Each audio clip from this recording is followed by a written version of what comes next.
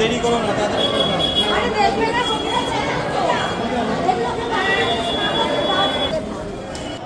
এই হলো রাধারানী মন্দির, নবদ্বীপ রাধারানী মন্দির, গুপ্ত বৃন্দাবন। এই মন্দিরটি ঘুরে দেখব।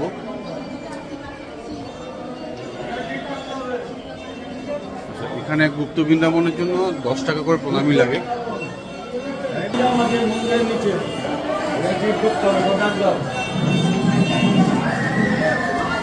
এই মন্দিরের নিচেই আছে গুপ্ত বৃন্দাবন। দর্শন প্রণামী এখানে 10 টাকা।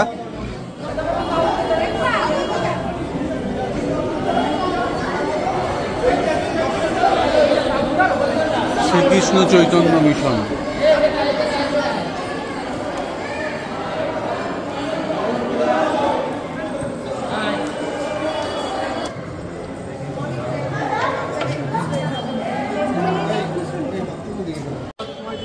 এই মন্দির দর্শন করলাম, এবার আমরা গুপ্তবনের নিচে নামবো এক এক করে।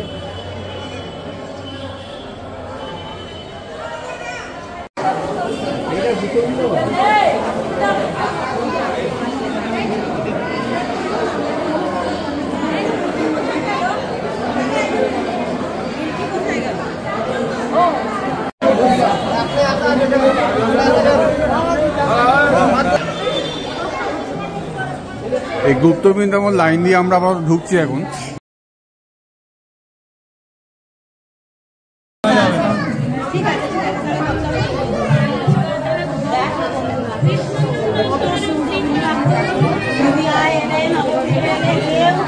গুপ্ত বৃন্দাবনটা মিস করো না, এটা ভীষণ ভালো লাগবে।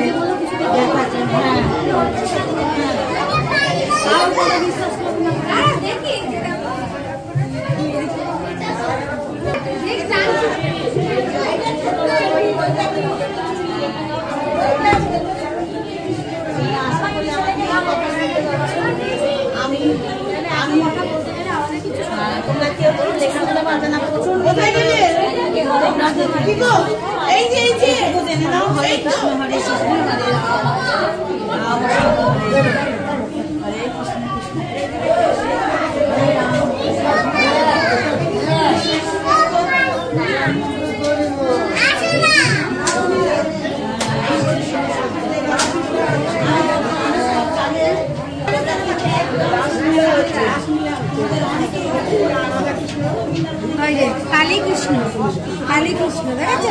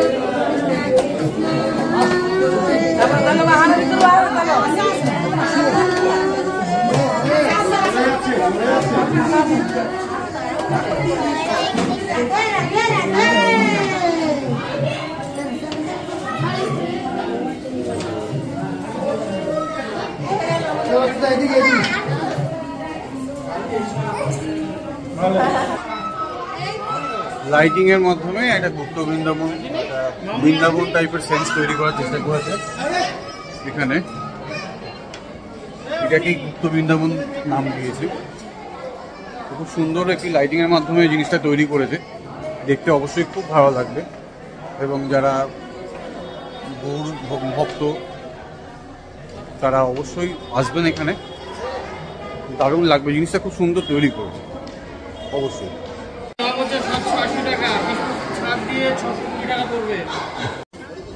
নবদ্বীপের বেশিরভাগ মন্দিরই 12টা অবধি খোলা থাকে, সকাল সকাল বেরিয়ে পড়বেন নবদ্বীপে এসে। যদি একদিন স্টে করেন অবশ্যই তাহলে নবদ্বীপে এসে সকাল সকাল বেরিয়ে পড়বেন, আর নয়তো ভোর ভোর চলে আসবেন এখানে।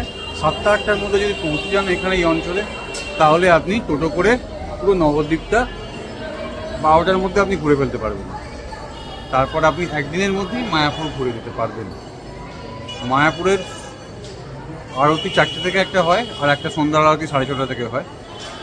ওটাতে অবশ্যই আপনি এই নবদ্বীপ ঘুরে তারপর যেতেই পারবেন। হ্যাঁ, এবার যদি মায়াপুরে ভোগ প্রসাদ নিতে চান তাহলে আপনাকে সকালবেলা মায়াপুর গিয়ে আগে টিকিটটা কেটে রাখতে হবে। আর নবদ্বীপে যদি নবদ্বীপে আপনি ভোগ প্রসাদ নিতে চান তাহলে নবদ্বীপের যে মন্দির থেকে করবেন সে সকাল সকাল সেখানে গিয়ে ভোগ প্রসাদের টিকিটটা করে রাখবেন।